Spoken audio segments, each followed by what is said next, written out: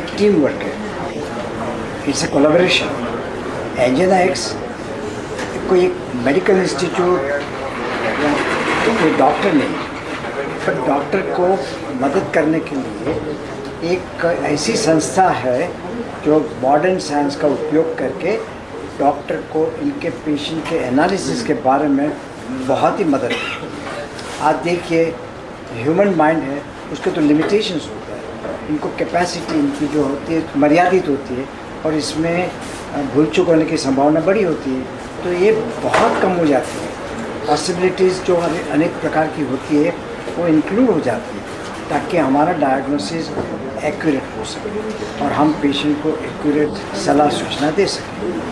Sir कई बार ये होता है कि उनको सिम्टम्स से पता चलता है, जैसे हम लोग बात कर रहे थे अभी थोड़ी देर पहले, अगर कुछ पता है कि विदाउट सिम्टम्स कैसे पता चलेगा पेशेंट्स को कि ऐसी कुछ प्रॉब्लम्स हो रही है? अगर यही तो बात है ना, जब पता है कि हम वी ऑल आर मॉर्टल, अगर हमारा हार्ट अटैक 90 की एज पे आया और हमें पता है कि जाने का दिन तो आ ही जाएगा, आज नहीं तो कल, तो heart attack is the best way, कोई तकलीफ नहीं। पर जब अपनी कारकिर्दी शुरू करता है, अपनी करियर चालू करता है इंसान, उस समय पर आना बहुत दुखदायक है। तो जैसे कि आपने प्रश्न पूछा कि कैसे पता पड़े, बिल्कुल पता पड़ने की ज़रूरत है। आप ये समझ लो कि unless prove otherwise I am guilty, वो आप एक सिद्धांत को ध्यान में रख के चेकअप करें, checkup checkup and checkup important होती है। और आजकल के ज़माने में आप देखते हैं कि यंगर केडर जो है, यंग पीपल है, उन लोग एकदम स्ट्रेसफुल लाइफ लीड करते हैं, कॉम्पिटिटिव लाइफ रहती है, उनको खाने का टाइम नहीं रहता है, क्या खाने का वो भी मालूम नहीं रहता है। So they are running around with this problem. ये जो प्रॉब्लम होता है उसके साथ में दौड़ रहे हैं और ये दौड़ा दौड़ी के हिसाब से ये प्रॉब्लम्स आते हैं।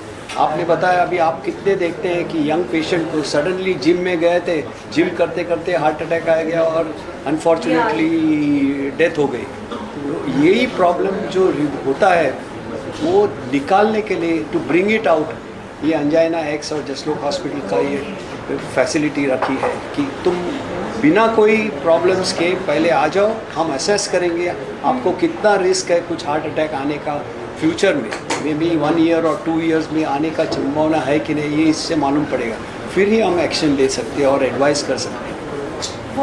ये जो प्रिवेंशन है हैज़ टू स्टार्ट अर्ली। पहले बोलते थे कि हार्ट अटैक 50 के बाद आते हैं, अभी तो हम 40-30s में भी देखते हैं। सो ये प्रिवेंशन जो है ये अर्ली एज से चालू करना है। जैसा डॉक्टर मेहता ने बताया कि 25 ईयर्स के आगे जो भी है तो असेसमेंट करके रखना अच्छा रहेगा। एक अजीत में जी मैं एक अच्छी बात बताता हूँ। 1971 में मैं शिकागो में था ना, तो मैं पीडियाट्रिक हॉस्पिटल में था, तो वहाँ हम बच्चों का ना चेकअप करते थे। तो 16% of the school going boys and girls had cholesterol higher than 300। तो देखिए वहीं से तो शुरुआत होती है ना।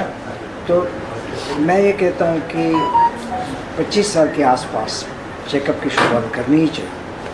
Now we are listening for with the small kids also getting heart attack, 8 years, 15 years. नहीं, वो अलग, वो मैं बताता हूँ। हमने 7 साल की बच्ची के अंदर एंजियोप्लास्टी करी है, youngest in the world probably, to the best of my knowledge. अब ये क्यों हुआ कि इनकी फैमिली हिस्ट्री दोनों तरफ से, बाप और माँ की तरफ से, फैमिलियल हाइपर कोलेस्ट्रोलीमिया एक कंडीशन होती है जिसमें कोलेस्ट्रॉल का लेवल जन्मजात बहुत ही हाई था। अब ये बच्ची का, 7 साल की बच्ची का LDL कोलेस्ट्रॉल लेवल जो साधारण 100 होना चाहिए वो 900 था, 900। एंड इसकी आरती तो ब्लॉक में भी, हमको भी डर लगा कि इतनी छोटी बच्ची को हम संभालेंगे कैसे। पर ये जो होते हैं यंग का जो आप बोल रहे हो ना, इसमें कुछ ना कुछ ऐसे कारण होते हैं। सर लास्टली एंजिना एक्स के बारे में और थोड़ा सा अगर एक्सप्लेन करें कि ये कैसे हेल्प करता है हार्ट अटैक्स को प्रिवेंट करने में, अगर उस बारे में कुछ शेयर करें, एंजिना एक्स के बारे में कुछ नहीं आ जाएगा ऑडियो। एंजाइना एक्स डॉक्टर का टूल है, पेशेंट का नहीं। वो डॉक्टर को हेल्प करता है एग्जैक्टली इजीली टू कहाँ से नो द बॉडी। हाँ, सो बहुत सारे बायोमार्कर्स है, सिर्फ 4-5 नहीं है। तो एंजाइना एक्स एक साइंटिफिक रिसर्च करके प्रिसाइजली सम बायोमार्कर्स को रख के उसका एनालाइज करता है और डॉक्टर को बोलता है कि इस पेशेंट को सिर्फ कार्डियोवैस्कुलर मार्कर्स मत देखो, उनको मेटाबॉलिक डिसफंक्शन वाले भी देखो, उनको लाइफस्टाइल पैटर्न्स भी देखो, उनकी जेनेटिक प्रीडिस्पोजिशंस भी देखो, और सारे कॉम्बिनेशन ऑफ दोज बायोमार्कर्स वो पहली बार जब टेस्ट होता है उसके बाद जो रिजल्ट आता है उसके बाद कौन से इन्वेस्टिगेशन करने चाहिए वो डॉक्टर ऑफकोर्स जानता है, बट वो एक्स्ट्रा इन्फॉर्मेशन से doctor can make precise decision उस पेशेंट की बॉडी के लिए। तो ये जर्नलाइज रेकमेंडेशन नहीं है, हर बॉडी की अलग अलग रेकमेंडेशन है।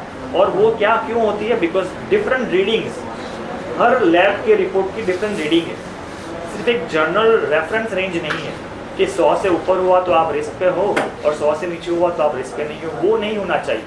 शायद आपका 35 है और कोई और चीज़ बहुत बड़ी है, मे बी आपका विसरल फैट बहुत हाई है, मे बी आपको जेनेटिक प्रीडिस्पोजिशन है, मे बी आपका लिपोप्रोटीन ए बहुत हाई है।